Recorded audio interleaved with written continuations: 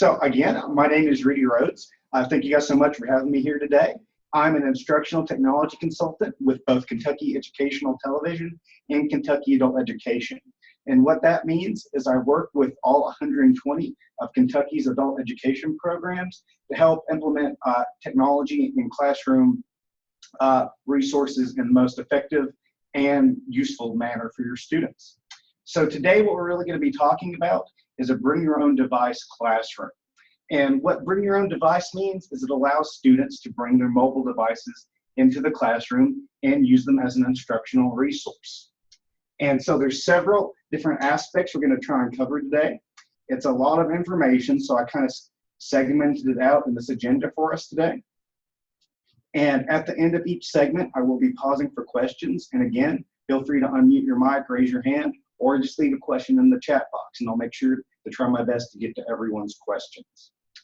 So that's pretty much it for my introduction, just a little bit about what we're doing. And really now I'm going to go into why we're doing it. And I'm going to switch over to my camera that's hopefully still working. So hopefully you guys are able to see me now. So again, I'm Rudy Rhodes.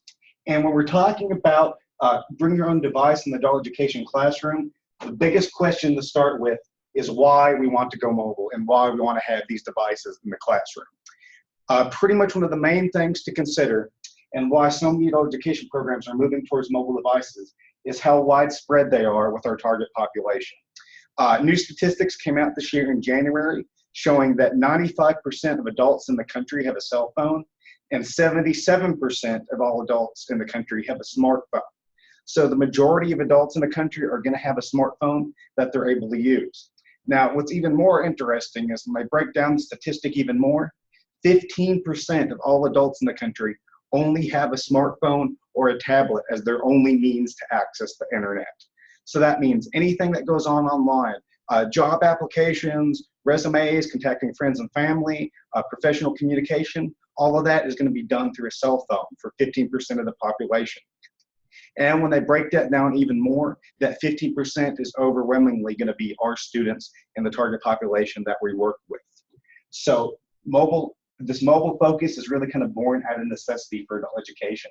This is the technology that our students have on hand. It's what they're familiar with, and it's what they're going to be using in both their educational and professional futures.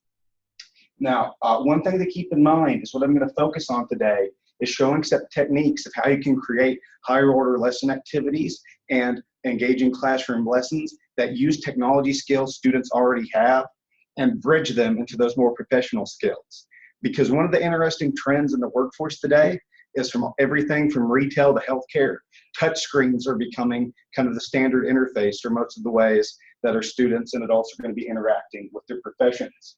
So the skills that they already have for things like Facebook, Twitter, texting, all of these skills can transfer one-to-one in both professional and an educational context. And that's one of the things we're going to be focusing on.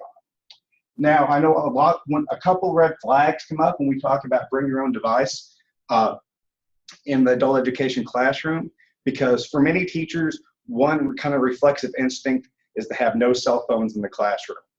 And while that's understandable from kind of a older K through 12 mindset, things have changed a lot in recent years, and with adults, it's getting to the point that we actually need to use this resource in the classroom. And it can also save a lot of money. A lot of the activities and lessons you'd formally do with the computer lab, you can do with all the devices students already have on hand, which makes it no cost or low cost. And another concern that goes along with this is that a lot of times we will have our adult students who don't even have a smartphone or a tablet or access to any of these technologies. In this case, one of the things I'll recommend, even before we get into classroom management techniques, is that you might want to have a few loaner devices on hand for your classroom.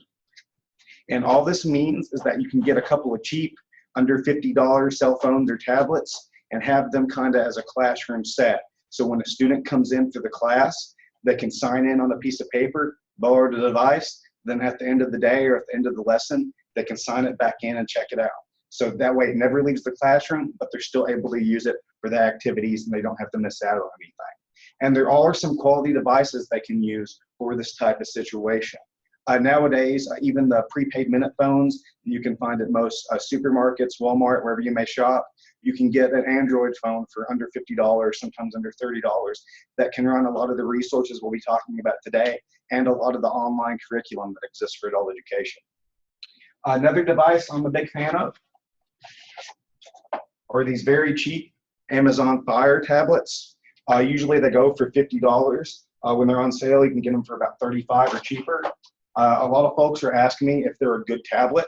I will say objectively, not really, but they're useful. They can run most websites and most educational software if it's HTML5 based or just completely browser based. So they are a handy device to have on the cheap if you do want to have a few devices to loan out for students that they need it. So now that we've talked a little bit about why we're focusing on mobile and how it can be feasible for the classroom, we're really going to get into those classroom management techniques. Because a lot of folks, they're worried about when bringing students' own cell phones and tablets into the classroom, that it's going to be chaos. And it will be a little chaotic, but it's going to be an organized form of chaos that can really have some large-scale benefits to your classroom. So next, we're going to talk about those classroom management techniques. We're going to have a focus on learning management systems and how to set up your classroom. Then we're going to talk about 2 services that'll be very useful for you guys. I'm going to let you guys try those out today with me. And then lastly, we'll be talking about the pedagogy wheel. It's not pedagogy, but pedagogy, which is really cool. So that's kind of what we have on schedule for today. So before we get started, I will take a few moments to see if anyone has any opening questions or anything I might be able to help out with. So again, feel free to unmute your mic and raise a hand, or just go ahead and put something in the chat box, and I'll do my best to respond.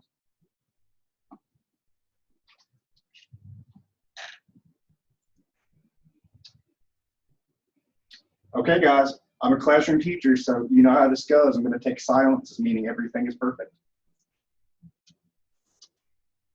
Okay, so now I should switch the screen sharing. Hopefully I can get this done.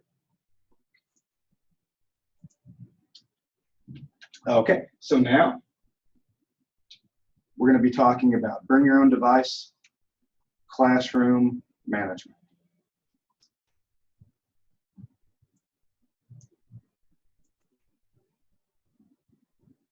And I see there looks like there is one question, so let's see if I can get the chat box back.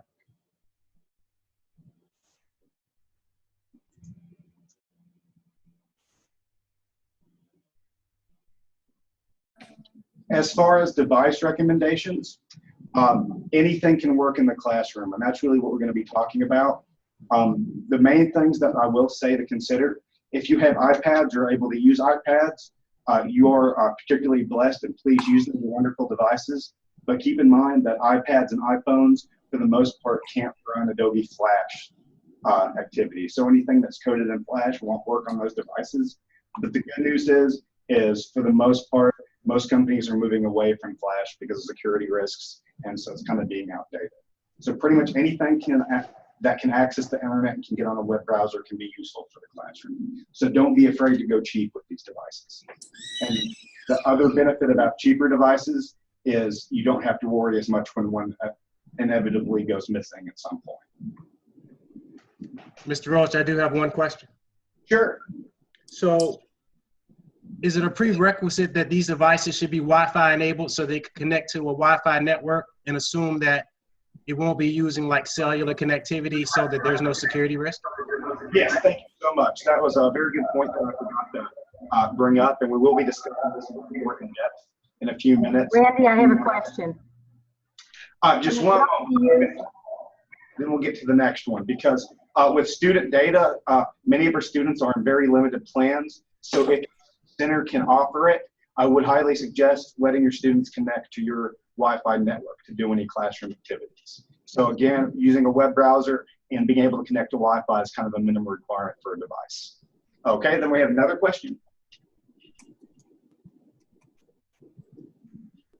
I typed it into the chat box, but do you have any other devices that you don't recommend? You said about the Fire, but are there any other devices you do not recommend? No. The Fire, like I said, it's not a great tablet, but they're good if you want something cheap, and I do recommend getting those if you need something on a cheap. There's nothing that I really don't recommend. Yeah. Yeah, there's really been no troublesome device or anything that stands out. Lynn Ralston, you have a question? Just unmute your mic and ask your question.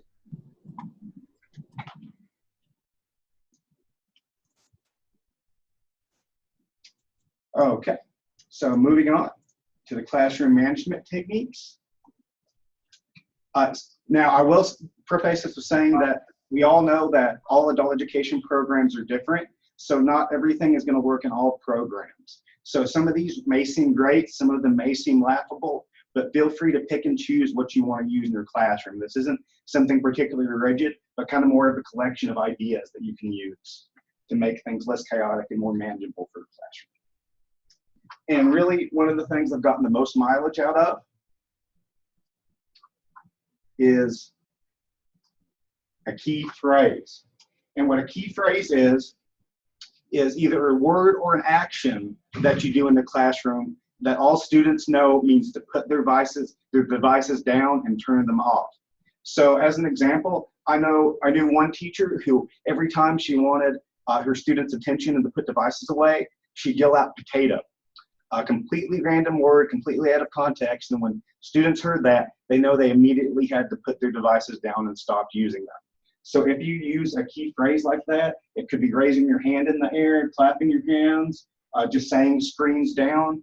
But when students hear that, they know to put their devices away, and you might even hear a nice little thud all at once when all the devices are turned off and put down.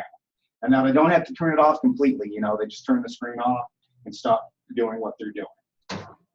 So key phrase is just students know when to tune back into class and shut off their devices. And the instructor calls out the phrase.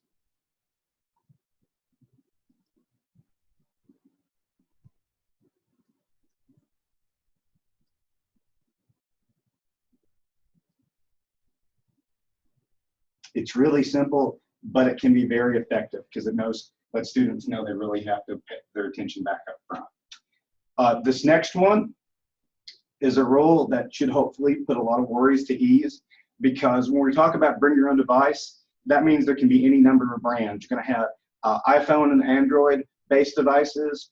You can have Apple, Samsung, Google, all kinds of different companies and their devices in your classroom. And it may be kind of mind-boggling to most instructors because there's no way that we're going to know how to troubleshoot and get all these devices on the same page. But the good news is, while you're not an expert with the students' devices, they probably know how to use and get around their own tool. So a good rule to have in the classroom is ask 3, then me. And what that means is whenever a student has a technology problem with their phone or their tablet, or they can't connect to an activity or get an app to run, their first response should be asking 3 of their classmates, because there's a good chance that some of the other students in the classroom will be able to assist them better than you can. So hopefully by the time they ask 3 people, the problem will be resolved. And if not, you can finally step in then. So again, ask 3, then me. Have students ask at least 3 of their peers.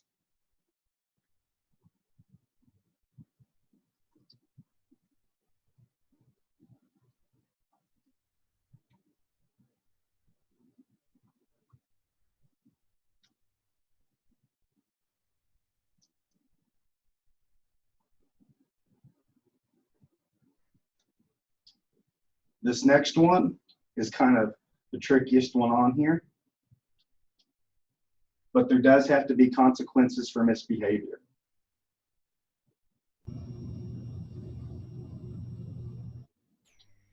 Now, what this means is sometimes you'll have students doing things they're not supposed to on their cell phones. They may just be texting, they may be on Facebook, or they may be on a completely unrelated app or activity. And what's tricky about this situation is, like all discipline issues with an adult education program, we usually don't want to tell students just to leave. Likewise, one of the old responses for when someone is using their cell phone inappropriately is to take the cell phone away or not to let them use it. What's kind of negative about that response in this situation is if you take away a student's cell phone as a punishment, that's showing that the state of being without a cell phone is a negative way to be, that not having your cell phone is a bad thing. And this can be really bad for the motivation and self-esteem of our students who do not have their own cell phone or their own device. So I want to be careful with taking away the cell phone because of that reason, and also because you're really taking away one of their most useful resources. The way I've always handled it is I just let my students know that we're all adults, and if they're not here to actually do the work and pay attention in class, then they're free to get up and leave. And every program is going to have different consequences for this behavior, but there really does need to be some clear rules in place. And a lot of times, your program or your school district might already have some of these in place.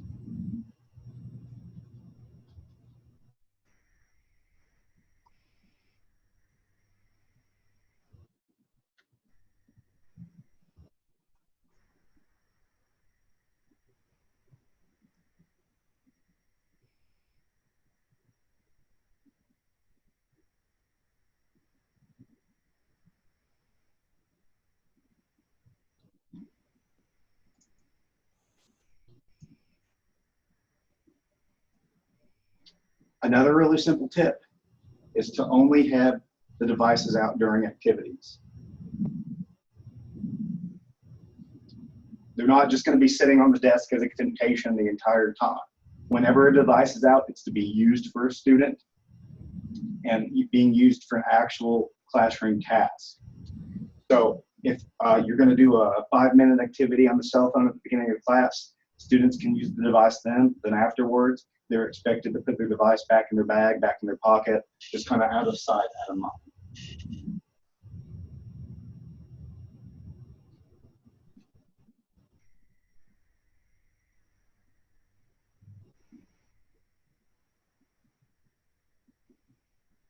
On the instructor end, one important thing is though you don't have to know every device and what they can all do, it is good to know the basic abilities of devices. So what this means is if you have students who have an iPhone or an iPad, don't ask them to do an activity that was coded in Flash. If you have students who are using a laptop or a Windows tablet, don't ask them to use an app that's only on the Google Play App Store.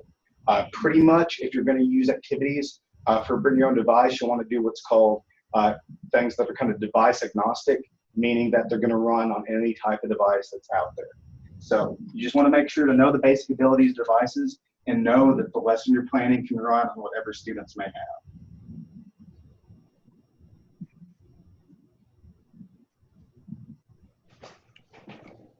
Mr. Rhodes, I'm going to interject something if I could. Sure thing. All right, we've had some inquiries about whether the documents and the information will be shared or available at the post after this event. And I wanted to let everyone know that we will package and present the information to you at some point after the event on the IPDAE website, and we'll send out a communication letting you know that it's available. So like the document you're writing up now, Mr. Rhodes, we'll be able to share that with them, correct? Correct, and you'll have a neater, more nicely presented format than this. All right. Pretty much this is only going to be the only large kind of info dump for the day. Everything else are kind of going to be hands-on activities that we're going to do. And I do have screenshot tutorials that cover everything we're going to be doing today. So you're not going to be left out in the woods after the session. You will have all the materials and all the documentation.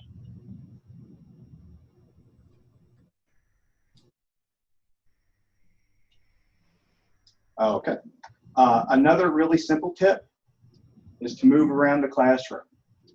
And this is just so you know what students are doing. We've all worked with computers in the classroom, and we know a lot of times students will try and do things they're not supposed to and try and pull fast one on you. So just let them know that you're engaged in the classroom and you're going to be looking at their screens and making sure they're on task. And not only does this help keep students engaged, but it also lets them know if they do have any technical difficulties or any other issues, or even just instructional issues, that you're going to be there to support them.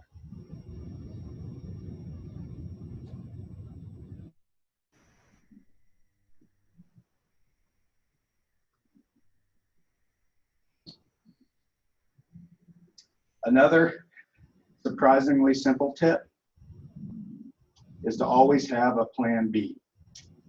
And what that means is your activities are not always going to go as planned. Sometimes the internet will go down. Sometimes something you're really wanting to do won't run on a particular device.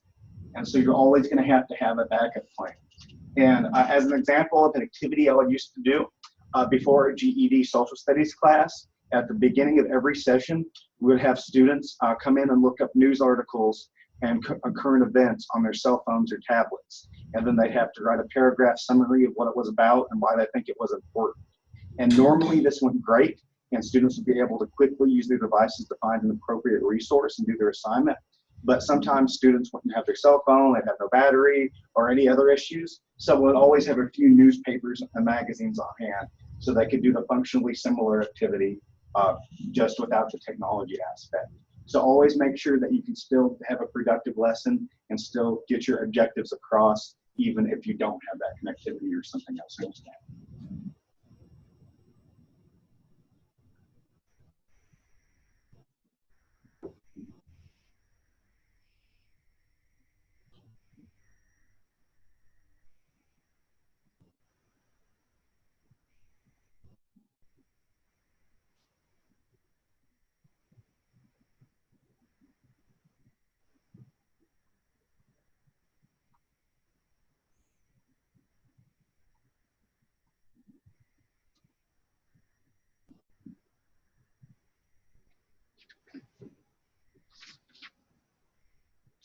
Now we're kind of going to get into some of the nitty-gritty things that are a little trickier.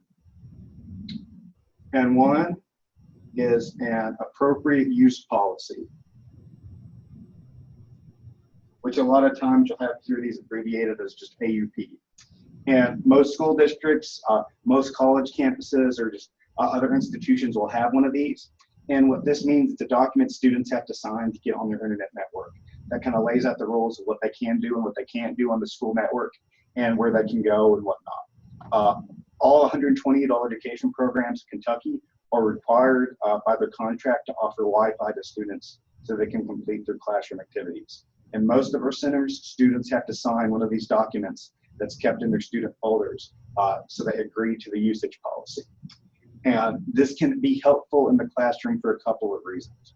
Because if a student is using their cell phone in a way they shouldn't be able to, you have to see if they're on the campus's Wi-Fi or if they're on their own connection. If they're on their own cellular connection, you really can't do anything except ask them to leave the classroom because that's their private connection, that's their data, they can do what they want. But if they're on the school Wi-Fi, then you do have control and say over what they're able to do on that network, and certain activities are just not allowed or illegal. So again, appropriate use policy, it's very important, especially for any disciplinary measures. In most schools.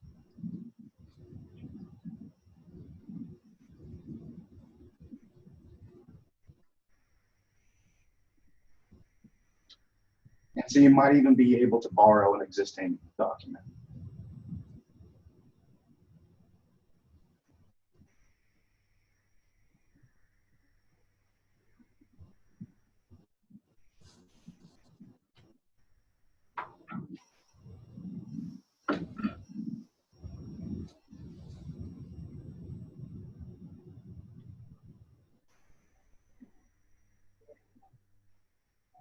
Another simple but important aspect is seating arrangements. Make it so that you can move around the classroom and see what students are doing, kind of like what we mentioned in number 6 above. If you have it to where you're facing the students and all of them are facing you in rows, you're not able to see their screens. You're not able to get around and help them, and it seems like they're on their own and they can kind of be doing whatever they want. So make sure you're able to move around the classroom and see how they're using the device.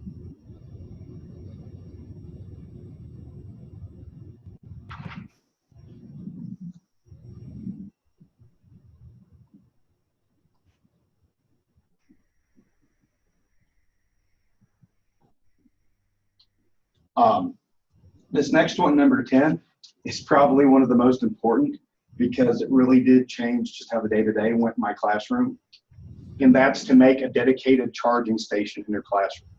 Pick a table near the door or some other place, plug in a power strip, and let students know that's where they can charge their device. That's where they can plug in their phone or tablet or whatever. Because I can guarantee you, some of you guys in the audience have had students come in at the beginning of the class and say, my battery's dead, can I charge my phone? Even if it's not part of class, they'll bug you about it. There was a news article about half a year ago or so that during a play on Broadway, someone's phone went dead in the audience, and they climbed onto the side of the stage and tried to charge it using a fake wall outlet in the middle of the play. Kind of an extreme situation I had on my end. In my old classroom, there was only 2 outlets, and one was under the teacher's desk, and the other was in the back up near the ceiling on top of a file cabinet. And one day I came into a classroom and I saw a student bouncing on a rolling chair on one leg, trying to plug their phone into the outlet on the ceiling. And that was the day I actually made a charging station with just a power strip. So that dedicated charging station lets students know they can charge their devices. It's not going to be an issue, and they don't have to ask you. It'll cut down on classroom distractions and just save a lot of time.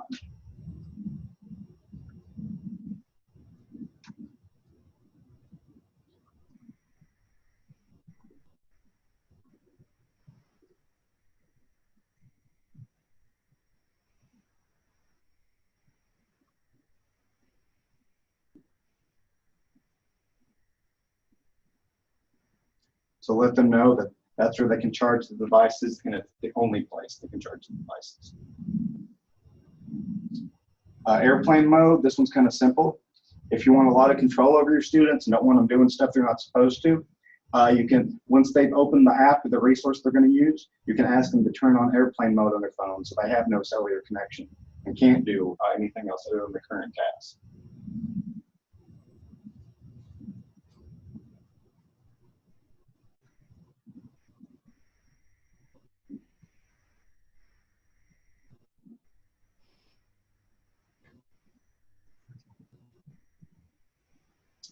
Number 12, lay devices flat on the desk. A lot of students like to hold devices in their hand or kind of under the desk when they're trying to be sneaky, or just in a manner that you can't see the screen. If you ask students to lay their device flat on the desk, you can pretty much see what they're doing at all times.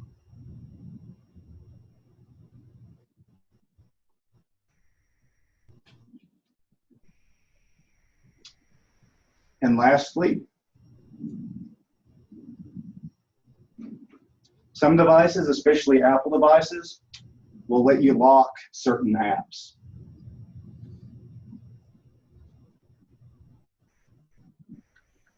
And then won't be able to get to them without a passcode.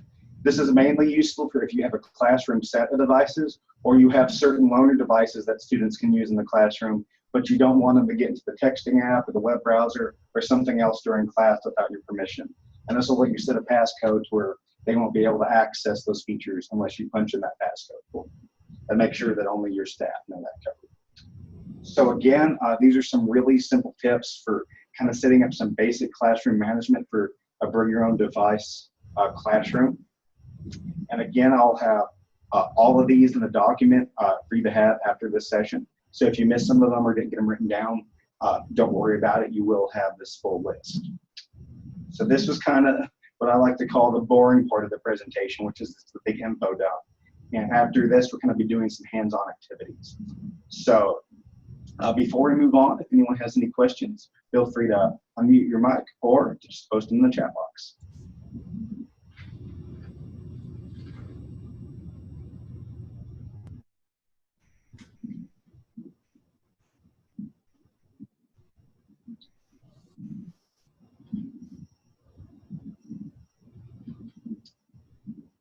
I'll give just a few moments in case anyone has any questions.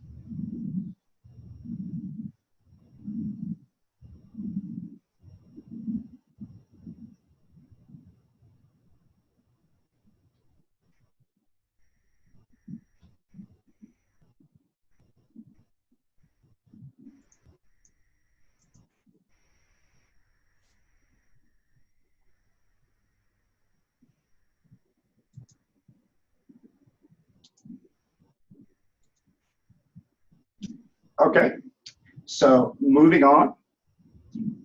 One of the most important aspects of any technology integrated classroom is to have a way to get content to your students online. You need a place on the internet where you can post your resource links, any videos, assignments, documents, anything you want to get to your student. And what's great about the Bring Your Own Device classroom is students are able to access their classroom material anywhere. They can get on the Wi-Fi at the library, at the coffee shop, at McDonald's, at Walmart, wherever they may go. If they can get on the internet, they can access their classroom resources from their cell phone or their tablet. So what you want to do is you want to pick an LMS or a learning management system. And that's just a really technical and fancy way of saying a means to get that content to your student. You may be familiar with some of the more professional ones that are used by college campuses, such as Blackboard or Canvas.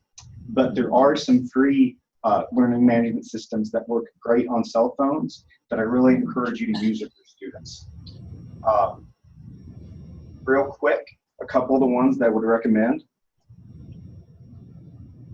for learning management systems.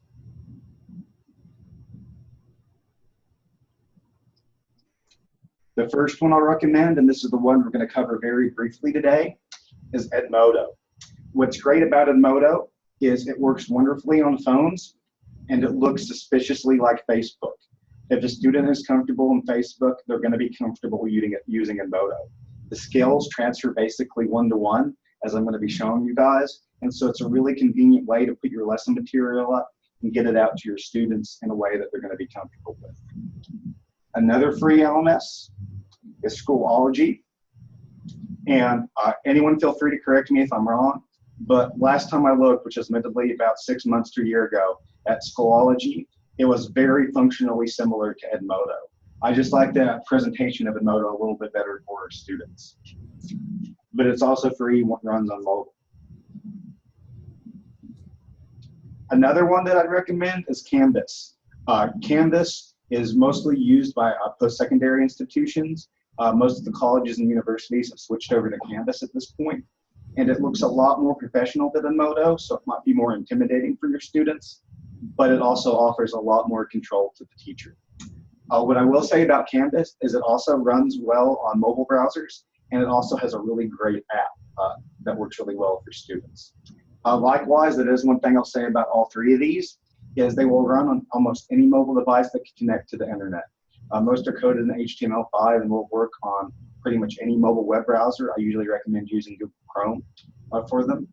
But aside from the web browser side, they also have a dedicated app that students can get for free from an app store that has more features and runs a little bit better. So there's two ways students can use them on the mobile devices, and they pretty much all work great. Today, I'm mostly going to focus on Edmodo, again, because of its similarities to Facebook and how easy it is to use for students.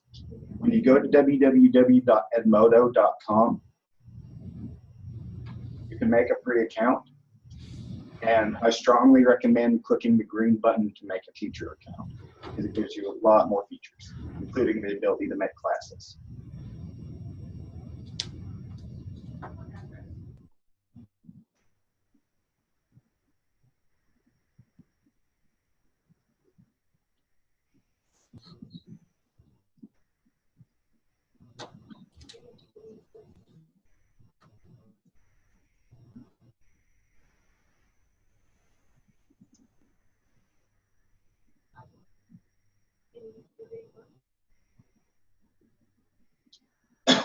So with Edmodo, again, I'll say it looks almost suspiciously like Facebook. You have this blue banner at the top, and then you're going to have in the middle of the page a feed. And it's just like a Facebook feed, and all the most recent posts from all of your classes are going to pop up right here under latest posts. Up on the left-hand side, you're going to have groups. And groups, for all intents and purposes, are classes. And if you scroll all the way down to the bottom of your groups, which I have a very large amount of groups because I do a lot of training with Edmodo, there's a little button with a circle and a plus sign that says create a group. You can name your group whatever you want. You can give an age range and grade range. You can select none or higher education. Subject area, you can pick whatever your subject is. Just going to pick professional development for Edmodo. And then you can choose if the group is going to be used with teachers or students. And most importantly, you can change the color. So pick a color that you like because you're going to be seeing it a lot. Thank you. You have a great evening. And once you hit create, you're going to get what's called a group code. When students make an Edmodo account, all they have to do is put in this group code to join your class. From there, they're going to get all the features of Edmodo, and you can post assignments, you can have discussions, you can post resources, however you want to do it for your students. And I know this is kind of quick, and I do actually have a video I can share with you guys on how to enroll students in Edmodo and how to set up your classes. But again, group code is the easiest way. You can just write this on the board, you can text the students, email it to the students, print it out, whatever you want, but they just go to the website, punch in the code, and they're good to go. You can click email invites to send a direct invitation to students through email. If a student has an Edmodo account already, you can add them manually. Or you can get an invitation link where if students click this link, they're automatically enrolled in your course. So lots of different ways to get students involved and enrolled in Edmodo. Now for Edmodo, how you post content, it's really easy. You just click on posts, and then you have what's called a note. A note is a post, just like a Facebook post.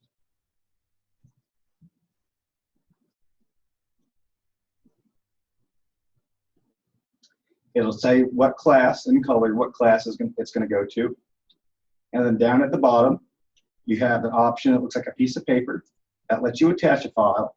So you can attach PDFs, Word documents, videos, sound clips, whatever you want for your students, and they can access it on their phone as long as you attach it to the post. You can also add a website link or a resource from your library. Pretty much anything you post on the Modo gets saved to your resource library so you can use it later. What's really great is there's a little clock button that lets you send a post at a later date and time. So you can actually schedule the day and the time you want your post to go out.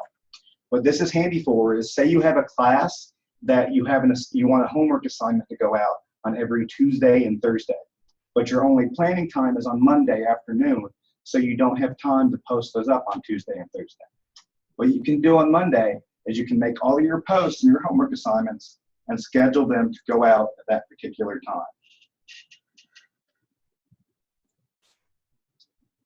And once you hit post, your post will go up in the class. So any students on their phone, either using the web browser or the app, will be able to see what you posted. And just like Facebook, they can like it, they can share, they can follow, or they can type a reply to respond to your post. Now, this also has some of the downsides of Facebook, that say you posted a homework assignment or an important note you want students to see. If a student posts something themselves, or they see an old post and reply to it, that older post is going to go up to the top, and the post you just made is going to go towards the bottom. So whatever's the newest content, whether it's a comment or a post or anything, is going to go to the top. If you want to stop this and you want what you just posted to stay at the top for students to see, if you go in the corner, this little arrow will appear, and I don't know why they make it so difficult to see. You can click Pin Post, and it puts a blue box around your post, and it makes sure it's always the top item that students will see. If you click that arrow again, you also get some important options like editing post and deleting post. We have a short amount of time today, so I can't really show you all the features of Edmodo, but you can post assignments, and you can also schedule dates for them as well. And there's assignments or tasks that students actually have to respond to. Usually they have to submit a document back. Quizzes are really cool. You can create a quiz, or you can load one that you already have. And a quiz lets you make a quiz, but you can choose from multiple choice questions, true and false questions, short answers, fill in the blanks, or matching. And this way you can actually make a graded quiz that students can submit using their phones through Edmodo. So it's really great for formative or even summative assessment. You can also do a poll and just have a quick kind of survey for your students. Now, just kind of like a Facebook page, everything you post here is going to go all to the same spot, so it can get really cluttered. If you hit create small group, that makes a smaller group within your class that students can have a concentrated discussion with or work on one particular assignment. If you teach many topics, you may want to make a small group for just your social studies or your math class or any particular task you want students to do. Another organizational tip with Edmodo is if you click on folders, you can make a folder that you can put all kinds of resources in. You can put in videos for students to download, documents for them to use, PDFs, or even links to some of the online curriculum or other website you use that students can access just by clicking that folders button. So again, I'd really recommend organizing your things in the folders. So this has been a super quick overview of Edmodo so far, but this is just one LMS you can use to get content to your students' cell phones that they can use both in class and anywhere else they go. One other note I will say is up at the top, there's a little icon that looks like a spotlight, and it's called Spotlight.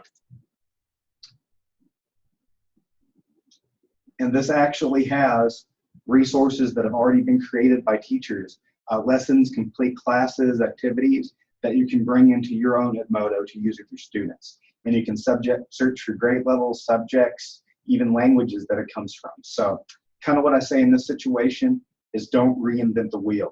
If something works and there's something already created, feel free to use it for your classes. So again, that was a very brief overview of Edmodo and one LMS you can use. Both Schoology and Canvas operate very similarly. The concepts we talked about here about posting content all work for both Schoology and Canvas, but Canvas will give you much more control over the content that you post. So again, real quick, I'll stop to take any questions that anyone might have. Feel free to unmute your mics or just post something in the chat box.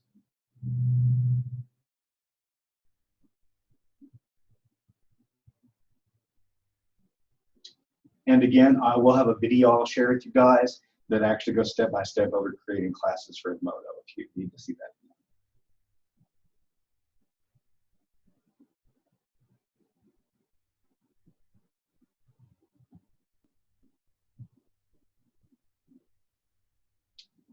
Okay, again, that takes silence is a good thing.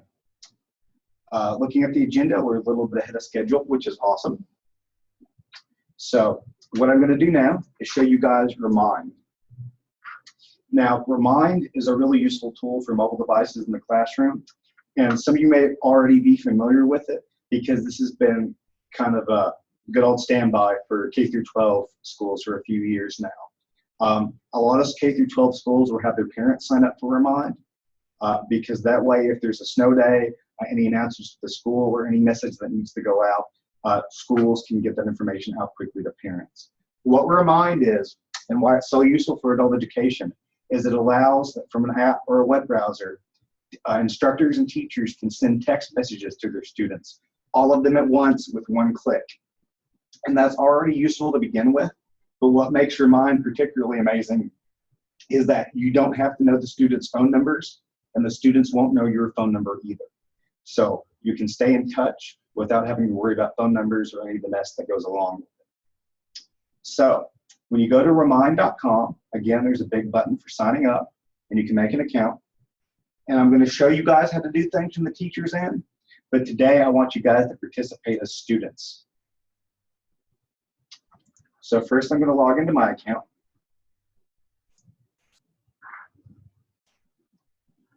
So don't worry about following along creating an account just yet, because I have another way for you guys to join in and see how it works.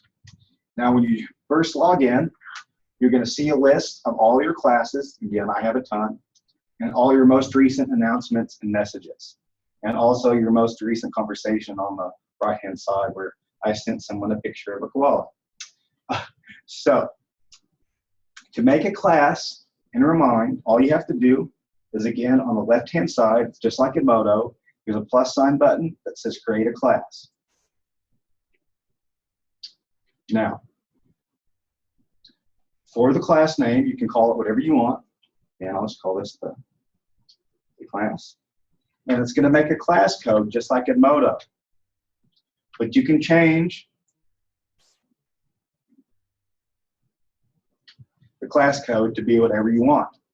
And here I made it for your state's acronym. And if I did get that out of order or wrong, please correct me.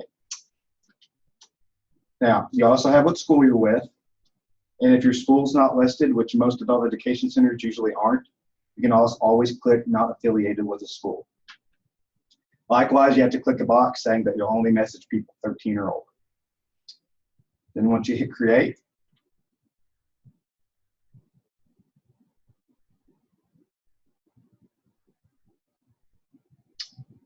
then you're able to add students to the class. And there's several ways you can add students to the class in InPerson. You can do the particularly difficult method where you have to add a student's name or email, or their name and their cell phone. Or you can do what I highly recommend and have students actually add themselves. So if you click InPerson Instructions, it's going to give a picture of a cell phone and what students have to do. So in this case, what I want everyone to do is I want you guys to follow along and take out your cell phones or even the tablet if you have texting on your tablet. And in your text messaging, start a new conversation. And the phone number you're going to text isn't a normal phone number. It's going to be this 5-digit number, this 81010. And then for the message part, what you're going to send to the number, you're just going to type in @IPDAE.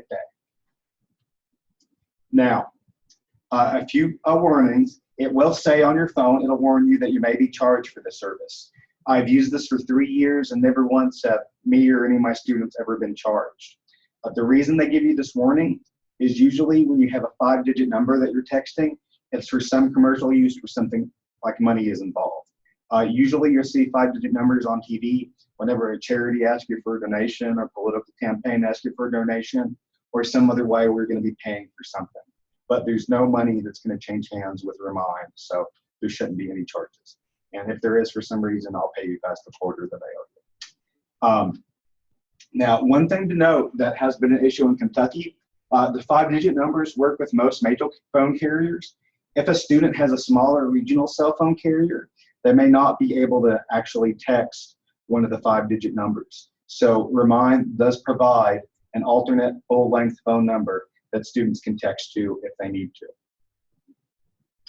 So for the activity, I want everyone to actually try and text this 5-digit number with this message.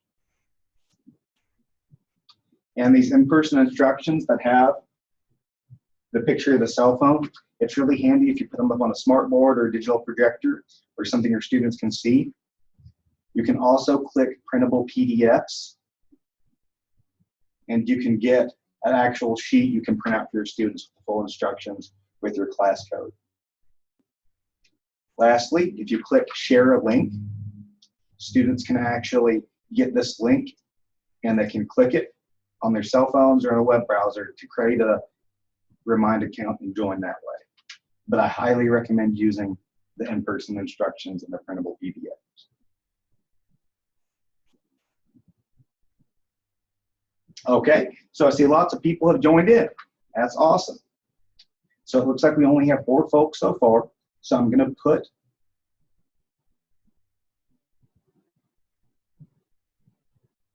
those instructions back on the screen.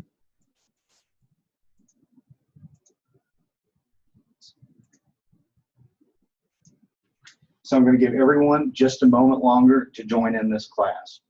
And I'll be right back, and then I'll take some questions if anyone needs any help joining in.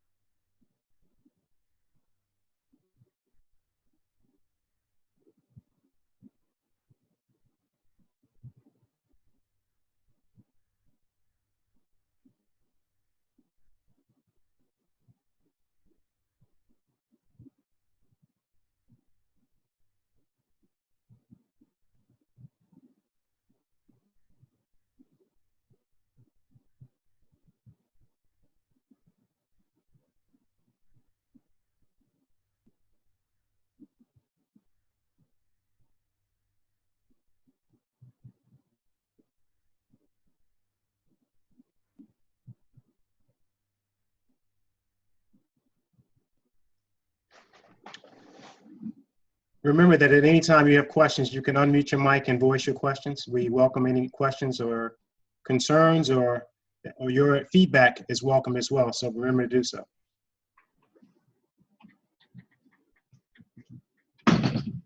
Okay, so everyone had a chance to join in? Yes. Okay, awesome. So now, how Remind works, once you have people who joined in your class, you're able to send everyone a text message at once. So all you have to do is on your screen, and again, I have a screenshot tutorial for this, so if you don't get it the first time, it's no problem. You click the blue button with the pencil and the notepad, and you get several options. The easiest and the most important is class announcement. And so for a class announcement, it's going to show what class it's going to, and if you hit the plus sign, you can add more than one class. So you can text several groups of students at once. Mr. Rose, I have a question. Sure. Is it received as an individual communication, or is it like a group text where if we reply back, everybody in the group will get the reply? That is what is so cool about Remind. You have the options for both. When you send out a class announcement, it's an individual text to every student. And students can reply to the class announcement, but it's a one-on-one with the instructors. So no other students will see the response, nor will they see who else is included on the class announcement. Perfect, thank you.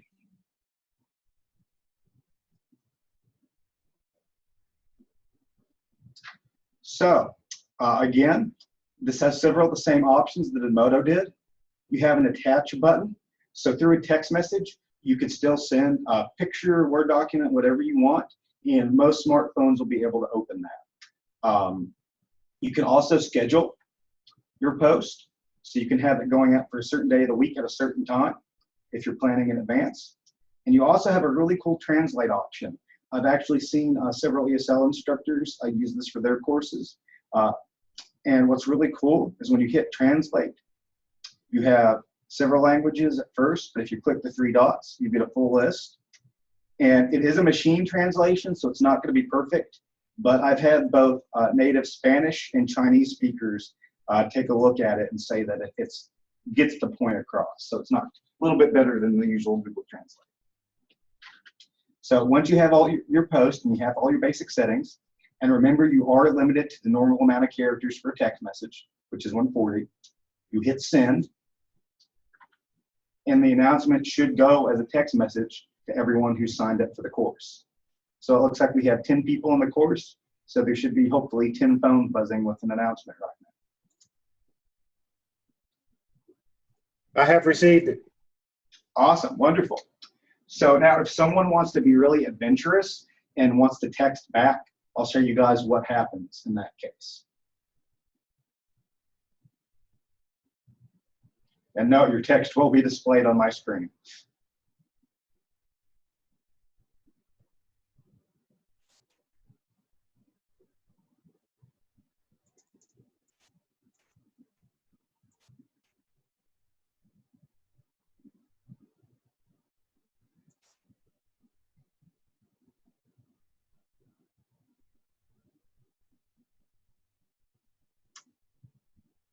So when someone replies back, what it's going to do is it's going to start a private conversation. And again, if you notice on the instructor end, I'm not using my cell phone at all. I'm actually just using the web browser to have all of these conversations with students. And you can see you can send private messages back to individual students. And again, no phone numbers are involved. It'll look like a text message on their end, but on your end, you have a full transcript you can print out of everything that's said.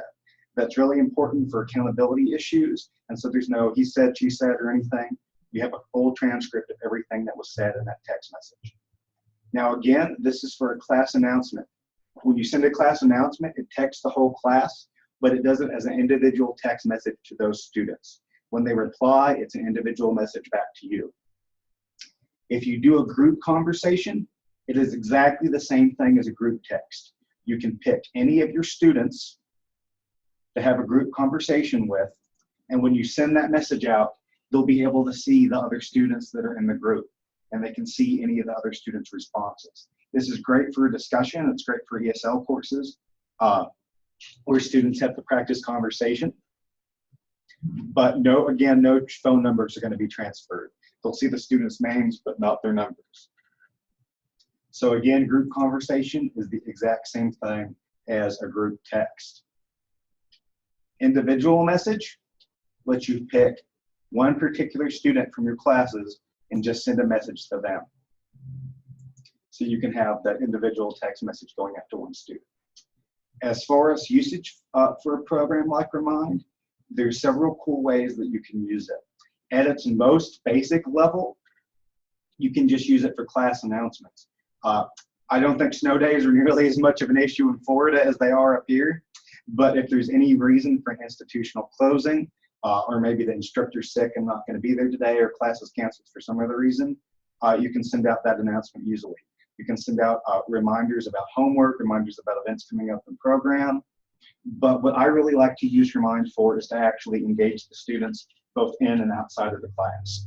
You can send short assignments through Remind. You can send an attached file with their assignment, or you can even send a discussion prompt where they have to write an essay for homework, and you give the prompt through Remind, and they have to bring it back in the next day. At its most advanced level, you could use Remind as a very basic LMS as a means to actually get that online content out to your student. You can send website links, you can send those assignment resources, you can link videos, whatever you want, you can get to your students directly through text messaging. One small advantage over this to using a traditional LMS like Edmodo or Canvas or Blackboard is that we know students a lot of times aren't motivated enough to actually check their educational apps or to check their notifications for other programs. But usually our students will check a text message. So usually this will get their attention and will get them looking at the material, or at least what you have to say. A couple other options, and they actually changed this since I used it last week. It's impressive how much they update this program. But at the top, you'll have all the items for your class. Just last week, it was on the left-hand side. They moved it on me today. But a couple important aspects is if you click on people, it'll give you a list of everyone in your class. You can search through names if you need to, if you have lots of students. You can click the little chat bubble to send them a message. Or if you click more actions, the little ... you get a few useful options. You can move the student to another class. You can remove the student manually if the student leaves your program or they no longer wish to be part of your Remind class. Students can also remove themselves on their own from Remind. I think all they have to do is type @leave and text it back to the Remind number, and it'll take them out of the class. You can also make someone else the owner of the class if you have another instructor that you want to transfer the ownership up to after they take over the class for you. So again, to remove a student, they can do it themselves by texting @leave to the Remind number. Or if you click on people, you can click the ... next to someone's name and then remove them from class. Likewise, if you hit the little gear setting, you can change any of your class settings, including the name and the class code. A few other notes that I will say, even though you join my class as a student today, that has no effect on you using this as a teacher. Your online account and your phone number is completely separate. I'll give a heads up that there is an app for Remind. This is the rare occasion where I recommend that you do not use the app and you do not recommend that your student use the app. The reason for this is if a student uses the cell phone app for Remind, rather than getting a text message, they get their message in the app and they get an app notification. And we've just kind of found in our own kind of anecdotal research that students will not usually look at an app notification and respond to an app notification, but again, they will respond to a text message. So again, I really recommend going to the add people, using the InPerson Instructions, and having students text in to join. So while you have to make an account on the website, students do not. So that was a very quick, very brief overview of Remind. Does anyone have any questions? feel free to unmute or type something in the chat box. I'll just say that I just left your class. It said unsubscribe. It's nothing personal. I just wanted to see if it worked. That's fine. Right. Yeah, it should be pretty easy to do. So, and that is another thing to keep in mind with their students. It will remember your name after you've used WeAreMind once. So if students get a new cell phone that used to belong to someone else, or they get a new number that belonged to someone else, it might have someone's name else's name attached to it. Likewise, on several instances, I've had students trade phones at our program, and if they trade phones, it will mix up the remind stuff too. So just make sure that they keep the remind information current.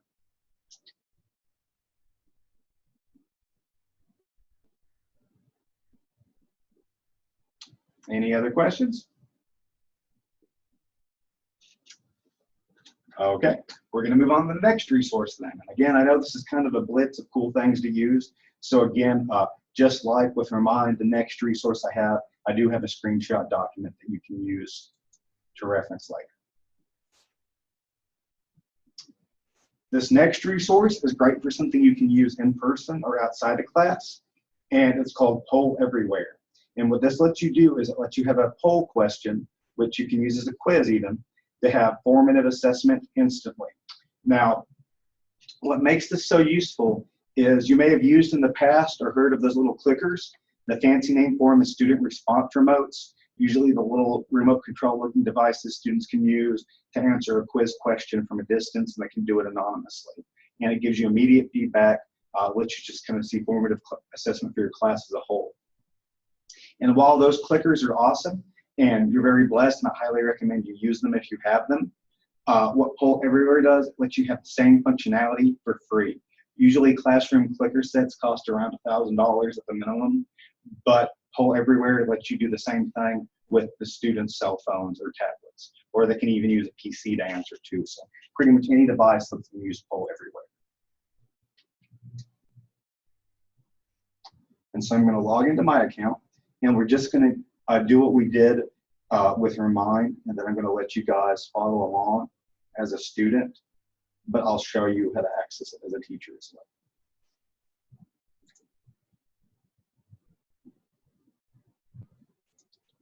So pretty much when you create a Poll Everywhere account, and it is free, they will try to get you to buy a bigger account. Depending on when you made your account, a free account is limited to either 25 people or 40 people, which for most adult ed classrooms, that's enough. If it's not, I might recommend you do purchase it. It's pretty cheap. I think it was like $12 a month or something like that. But I've used the free version pretty much exclusively for the past several years, and I've had no issues. So once you're in Poll Everywhere on your main screen, on the left-hand side, if you hit the big red Create button, it'll ask you what type of question you want to make. You can have multiple choice, you can have a word cloud, you can have a Q&A session, you can have students rank things in order, you can make a clickable image where students can actually pick part of an image that's the correct answer, a survey, or you can even have an open response. For the demonstration, I'm just going to use a multiple choice question, and I'm going to ask something really simple and silly. So I have, what day is today? First option is going to be Tuesday. Second is going to be. And then I needed another option here. So I hit the plus sign to get an extra answer. And you can do that as many times as you want. And if you want to get rid of an answer, you can click the little trash can icon to make it go away.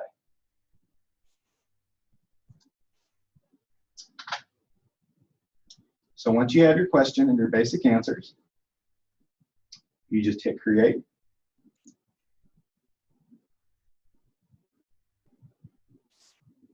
And so what I want everyone to do now is this is going to be just like how we used Remind. I want you to open up your text messaging on your phone, and the 5-digit number you're going to be texting to is this 22333. So instead of a phone number you're going to text, you're just going to text to this number 22333. Now in the body of the text message, the actual message that you're going to send is going to be this very long username here. This was a randomly generated code that I was assigned when I started using this about 3 years ago. Since then, they make the new codes a little smaller, so it usually won't be this bad for your students. So you do have to type in Rudy Rhodes, spelled just like that, with 630 at the end of it. A lot of times, some folks, including myself, want to put 360 instead of 630, but it's 630. Do you know if it's case sensitive? I do not think it's case sensitive. If it doesn't work, let me know, but I'm pretty sure that's not case sensitive. And once you do that, it'll give you a message saying that you joined my class and you joined my poll. And then you can put in the answer A, B, or C. And you just have, after you join, you just text A, B, or C.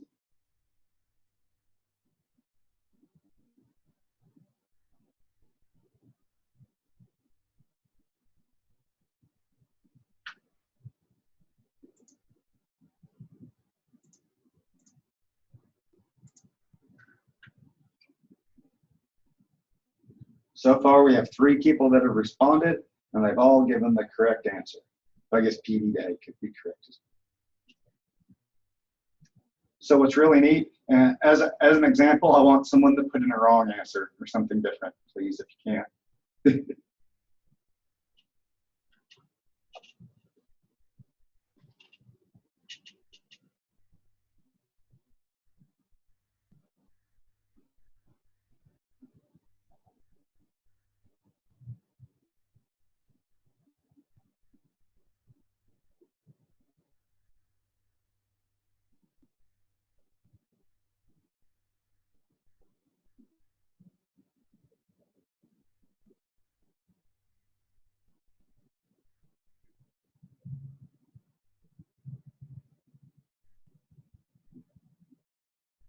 So what's neat about Poll Everywhere is you can see that everything updates in real time. So again, this is all anonymous. It doesn't track it to a particular student. So some of your students that are more shy or don't like to speak up in class, they can answer questions without worrying about it being incorrect or being embarrassing in some way. So you can get kind of more honest feedback from your students. Now, again, I just ask a very simple, very silly question. You can ask any sort of question that you want that goes along with your current material. Lots of instructors like to use Poll Everywhere as kind of a bell ringer activity or an exit slip or just anything that kind of gives them that quick formative assessment. You can make more than one question at a time. And you can see here I have these arrows. This lets me go back and forth between different questions. So you could actually make a small quiz if you wanted to. And it does save your results for later, so you can go back and reference it when you're looking at your lesson planning or trying to decide what to do next. There's several aspects I do want everyone to see. For poll to be live, right now I turned off the poll. So anyone else who tries to answer isn't going to be able to answer. There's this little button. It's meant to have a cell phone screen with arrows going out to other screens, but it's really tiny, and to me it kind of looks like an octopus or something from the distance. If you click on it, this activating button is what makes your poll live and what lets people respond to it.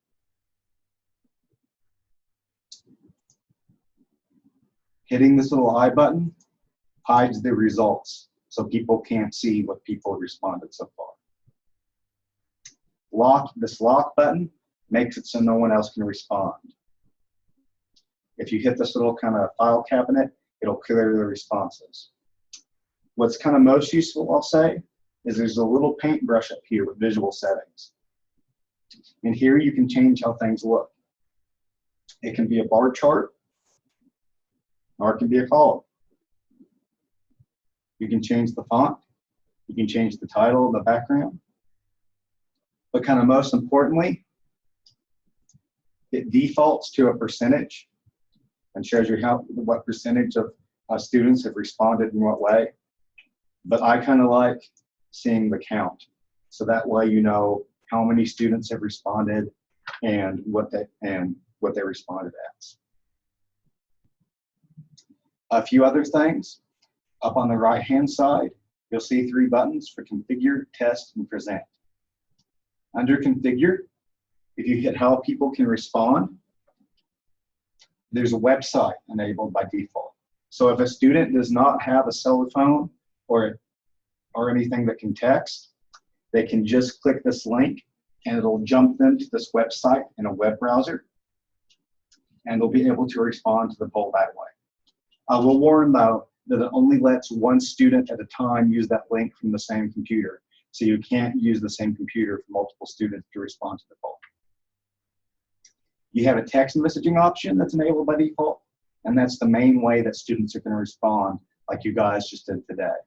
And usually it'll have A, B, or C for the responses, but you can also have it labeled as 1, 2, and 3, or yes and no, or pretty much anything you want it to be. Usually I leave it as A, B, and C, as that's the easiest.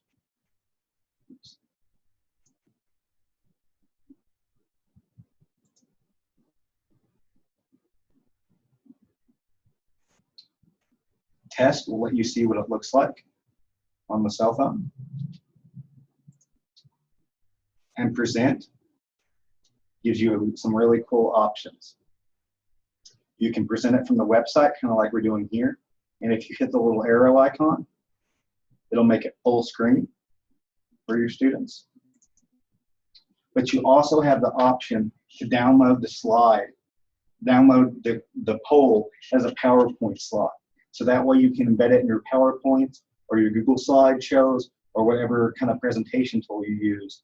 And students can actually respond in real time to these questions during the lesson, during the lecture, or however you're presenting. So, again, that's the real basics, how to use poll everywhere. We'll try another one real quick because I want you guys to see how cool this can be. So again, I went to create a new poll.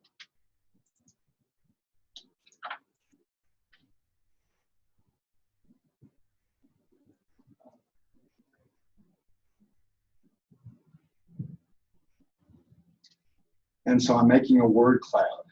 And the question is, how do you feel about poll everywhere? And so I'm activating the poll. So now in the conversation you already had open where you responded to the last question, this is a word cloud. It's open-ended. So you can text any single word that you want and it'll be displayed. So this is kind of going to be in the honor system that I ask everyone text something that's appropriate. You can be honest, but just have appropriate words that you text in.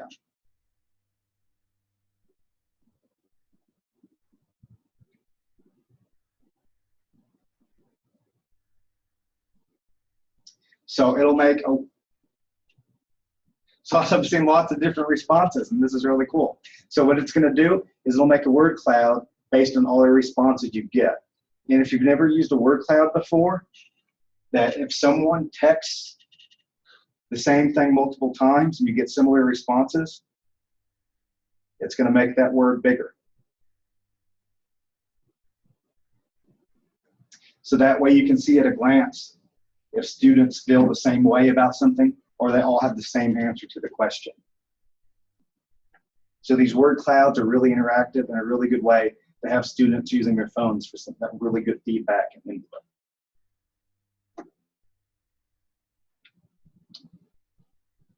And so we have awesome and great as the biggest, which are the kind of things I like to see. Going back to the different kinds of things you can create.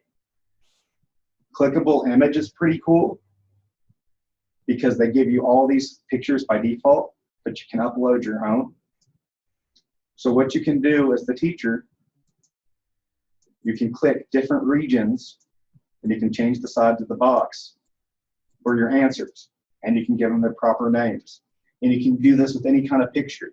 And so like you could ask anatomy questions about parts of the body, geography questions about regions of the United States, and students will be able to look at that map and they have to text the letter with the correct corresponding region or part of the picture. Likewise, you can have open-ended questions where students can just put in their own response, and it can be as long as a text message can be. We know is 140 characters. You can have a survey where you have more than one question at once. and you can just, without having to make multiple polls, you can do it all at once. And the survey is cool because you can have different types of questions in that survey all at once. And again, if you click on polls, it will have a list of every poll that you already made.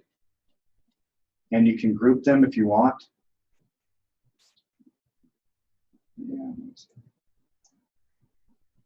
And if you hover over a question to where it has the 3 little lines and you get kind of the 4-pointed arrow there, you can drag the question to any of your groups that you want to organize things.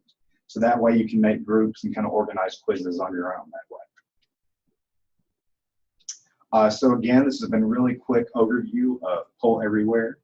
Again, the main way I really like to use this is for formative assessment with my students. You can even really use it for summative if you wanted to, but great for bell ringers and exit slips, or really just to get them engaged in class using their cell phones. And what's really cool about both Poll Everywhere and Remind, I've talked a lot about smartphones today, but Poll Everywhere and Remind can be used on basic cell phones as well. Anything that can do a basic text message can use both Poll Everywhere and Remind. So again, I'm going to stop for just a moment. If anyone has any questions, feel free to unmute your mic or just type something in the chat box.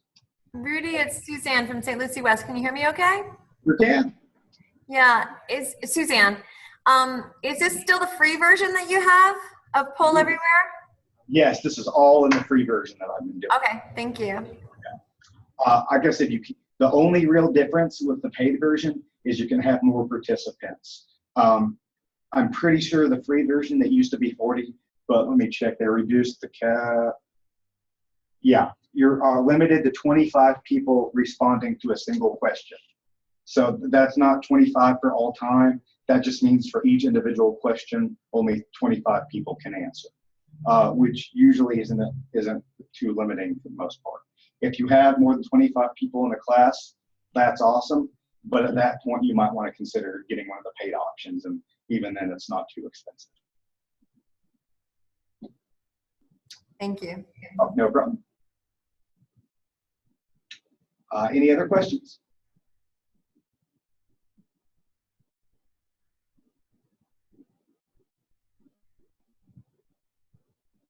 Okay, awesome.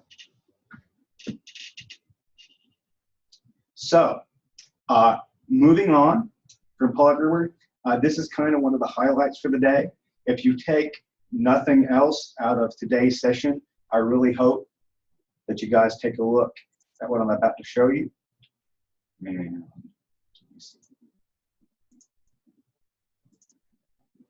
And this is what's called the pedagogy wheel.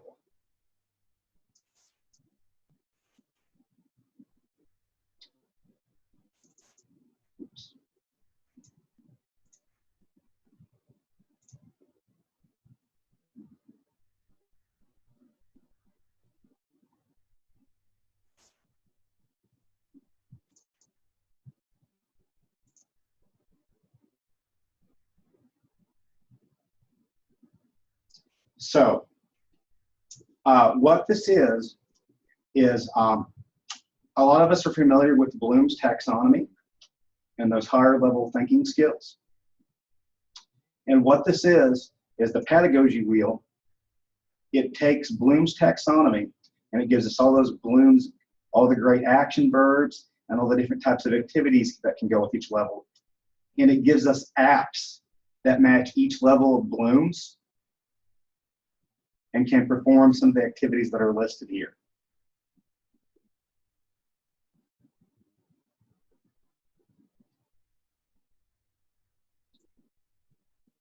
And so such as for the create section of Bloom's, which we know is the highest order, you have things such as creating podcasts, creating storybooks,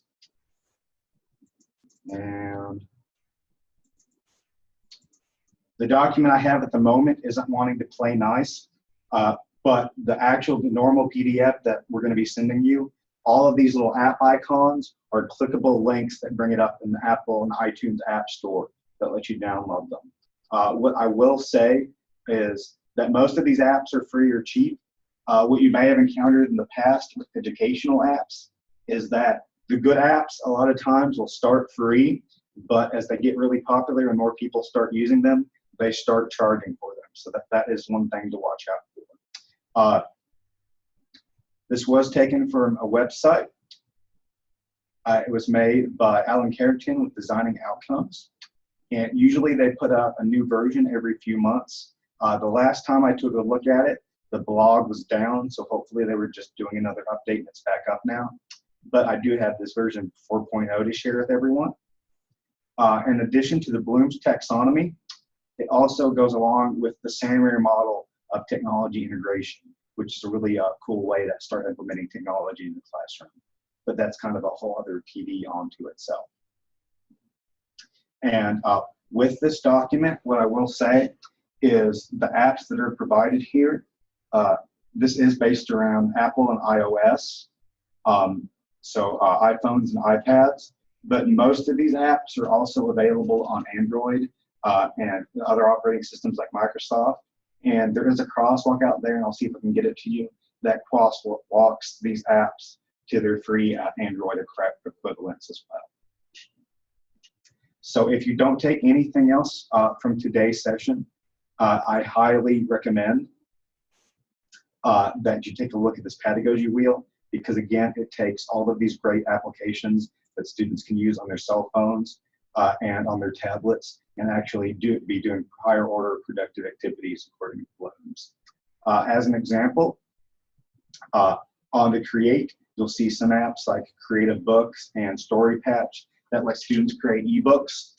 Before I moved into this position, I had a adult education and GED English class, and this was before the current iteration of the GED, so we did have a focus on grammar, and we would have, for one of our lessons, students would have to take their device, and I provided tablets if they didn't have one, and they would use an app called Scribble Press, where they would have to make their own ebook.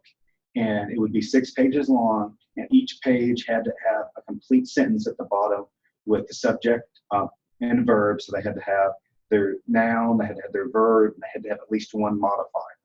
So they were both getting their grammar practice and demonstrating that they can make those complete sentences, but they're also using the technology skills of creating and sharing an ebook, which is something that they wouldn't have been able to do without the help of an app. So again, there's a lot of really cool activities here. And kind of the takeaway activity that I want you guys to try out after this session today, that Edmodo group that I made, I'm going to put that information in that class code back up on the screen. And I welcome you to join the Edmodo group and try and come up with an activity, not a whole lesson, but just one really cool activity that you would like your students to do. And I'd like you to try and share that in our Edmodo group in a post. So again, that'll be kind of our part of the activity for the day. And I'll put that information up towards the end of the session. So this is a quick overview of the pedagogy wheel. Does anyone have any questions about the pedagogy wheel or anything else I might be able to help with in that regard?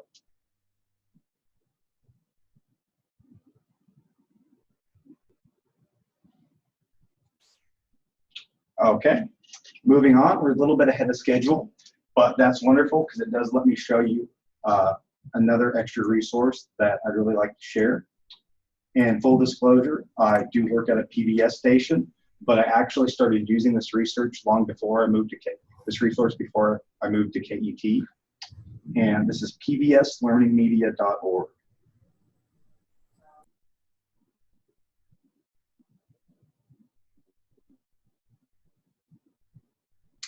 So if you go to pbslearningmedia.org, it will automatically redirect you to the version for your local PBS station. Since I'm in Kentucky, it automatically defaults to KET's website. When I was in Florida last week for CoWave and I did a session, it automatically put me on Florida's Learning Media site, which is really cool. And so what I like so much about PBS Learning Media is the resources here. They're all mobile friendly. They work on pretty much any mobile device. They're coded in HTML5. So all the videos, all the activities, anything on this website is going to work on a student's cell phone.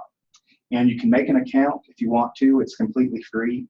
The benefits of an account are you can save your resources, you can share them easier. But the main reason that I really want to show PBS Learning Media is because of how robust the search function is. You can search by grade level, by subject area, and you can type in pretty much any keyword and find resources on it. But what really blew me away, and this has been a feature for years, is if you click on Browse Standards, it'll let you pick a standards document. And it's rare enough to find something aligned to the Common Core state standards. But what really amazed me is that it actually has the college and career readiness standards for mathematics, our adult education standards document. And once you click that standards document, you can pick your grade level, and you can type in a keyword if you want. But once you click Browse, it's going to list every single college and career readiness standard for that grade level. And what you can do, like say I wanted to find resources for 6RP ratios proportions, it gave me 176 results of digital resources that are linked to that standard. And you can see all the resource types we have available. We have audio clips, we have videos, we have images, documents, interactives, which are kind of like flash games. They're really cool interactives that can be used on mobile phones that most students really seem to enjoy. A lot of them very much like games like Candy Crush involving ratios, things like that. Web pages, collections, media galleries, self-paced lessons for the students, or entire lesson plans for the teacher. As an example, one of the resources I really like on this website are Real Life Math. It's a video series that's exactly what it sounds like. They actually interview people out in their careers and how they use math actually out in the field. But as an example of what makes PBS Learning Media so interesting is that you have your video, and you can even download most of the videos and resources if you have students in a jail or a detention center where you don't have an internet connection, but you still want to play the video. For pretty much every video and resource in PBS Learning Media, you can click on Educational Standards, and you can click on Common Core State Standards to see all the standards alignments to the video. And also, if you click Support Materials, it'll say Activity, but if you click on the activity, it pretty much gives you an entire lesson plan. You have your learning outcomes and objectives, you have your standards alignment, you have your vocabulary, your needed materials, it has your entire procedures listed, and then it even has a student handout that you can print out and give to students so they can complete the activity. So I really like that for all the resources you find here, your standards aligned, whether you use the college and career readiness standards or not. They have the lesson plans and activities that go with them. You can download them if you need to. And if you do have an account, there's a really cool button. You just hit the little heart button, and it'll favorite the video for you so you can share it with students. And if I can complete the big challenge of remembering my password, I'll show you some of those cool benefits of having an account.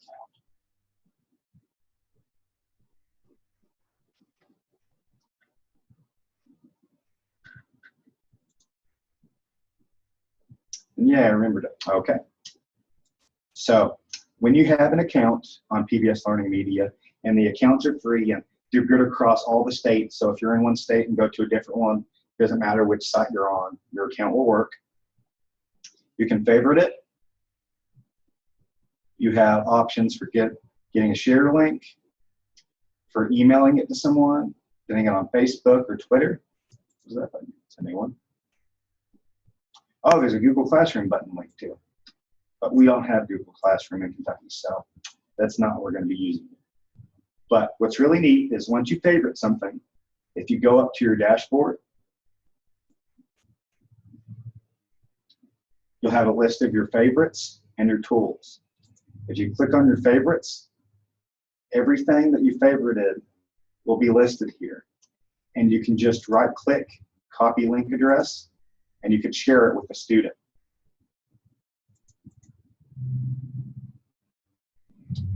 You can add things to folders. And if you click on the folder, you get a folder URL. And if you share that with a student, they can click that link and they can go to all the resources in your folder, all the videos, all the activities, everything you found here and put to that folder. Your students can get there with one click. So you can copy this link, you can post it on a modo, or you can even put it in WeAreMind and send it directly to students in a text message. They can click this link and they can get access to all the videos, all the other lesson materials on their phone. And students don't have to make an account to do any of that. They just click it and they're good to go. So again, you can make folders full of resources. You can get the folder URL and share them. You can build lessons. And with a lesson, and they have full tutorials for this, if you click create a lesson, you're able to take any of the resources, any of the videos, any of the interactives, pretty much anything you want, and you can string them together into a self-paced lesson, and you can make your own slides in between them like a PowerPoint, and even put in quiz questions for your students to do. And once you create a lesson, it'll give you a little link that, again, you can just copy and paste and give to a student, and they can click and go straight to that lesson without having to make an account or jump through any hoops or do anything like that. Quizmaker works pretty much exactly the same way, but instead of being a full structured lesson, it's just a quiz. You can also make these into assignments where you can actually track your students' progress and see how they did and give them some feedback. So again, that was very quick over PBS Learning Media. I just wanted to give this option because it has a lot of great resources that you can get to students on their mobile devices. So any questions about PBS Learning Media?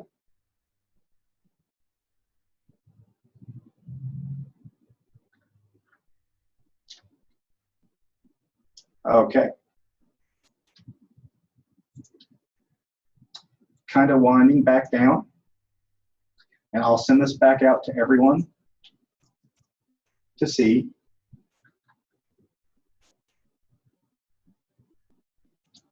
This is our group code for Edmodo. And we'll send this out to you guys if you can't write it down. But if you write down this group code for Edmodo, if you make an Edmodo account, and again, I really encourage you to make a teacher account. If you put in this code, and all you have to do on Edmodo to join a group is to click the home button and then the join a group button. You can put in that group code and that'll put you in the little class that we made today. And what I would like you to do is try and come up with a classroom activity.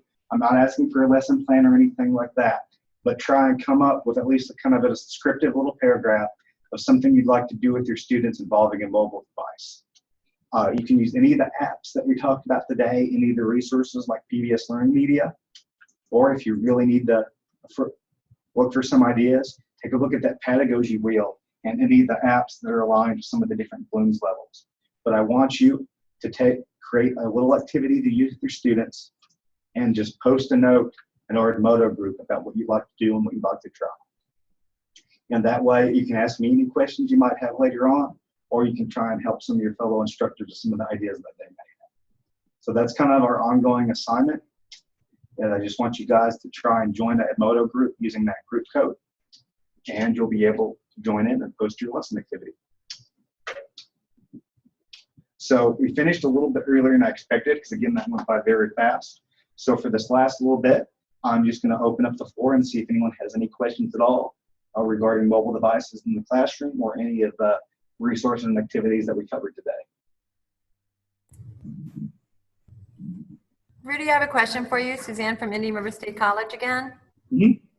So I've been tweeting out what you've been sharing with us because I like to share it back with our other teachers. And that way my team here has the links that you've been sharing. May I ask, is it possible, can you just, for your Google document that you created and the other PDF file that you have, since they're Google Docs, can you just share the link with us in the chat session and I can share that with my team? Sure can. Thanks. Yeah.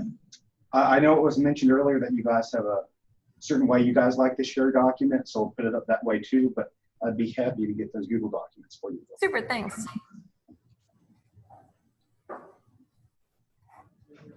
That is correct. We'll do both. We can send them that way, and we're also going to archive and package all the materials and post it on the IPDAE website where everyone can access. Actually, an actual recording of this session we'll try and get up on as well.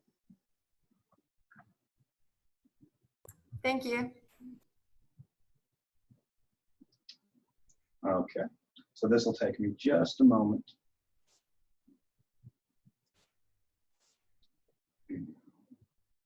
And I should have asked you also, are you okay with us tweeting it out? Are you comfortable with that?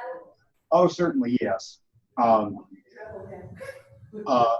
Kentucky Adult Education, these resources were developed for our professional development trainings in Kentucky, but Kentucky Adult Education has graciously offered to share these with other states to use.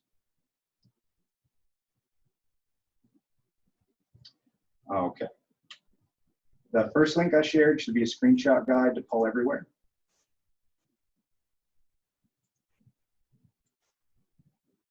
So I'm sorry, that was a yes, it's okay? Yes. Yeah. Thank you. You are able to share these pretty much wherever you'd like.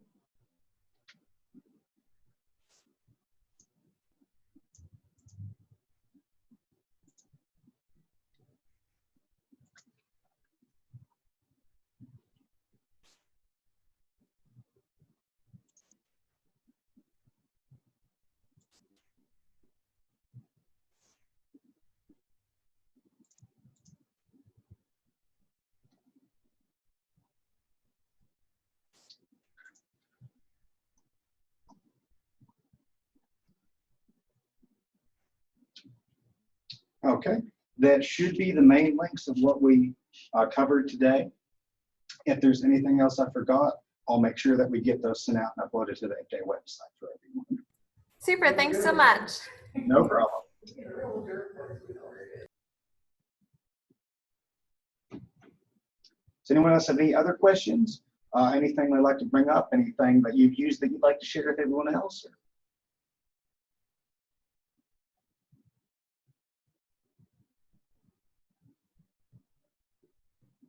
Well, if that's the case, I think we're finished a few minutes early. But thank you all so much for coming out today, and thank you for having me as a presenter. I really hope you guys found something useful for today. And if you have any questions at all, feel free to contact me, and I'll open up my contact information real quick. Thank you. Yes, we want to thank everybody for attending today. We appreciate your time. Remember to fill out your sign-in sheets and return those to Tammy Serrano. You can give you an email to email those back to you, and we certainly will try and conduct future virtual trainings in the future. So we look forward to that, and thank you again. Have a great afternoon. Thank you so much.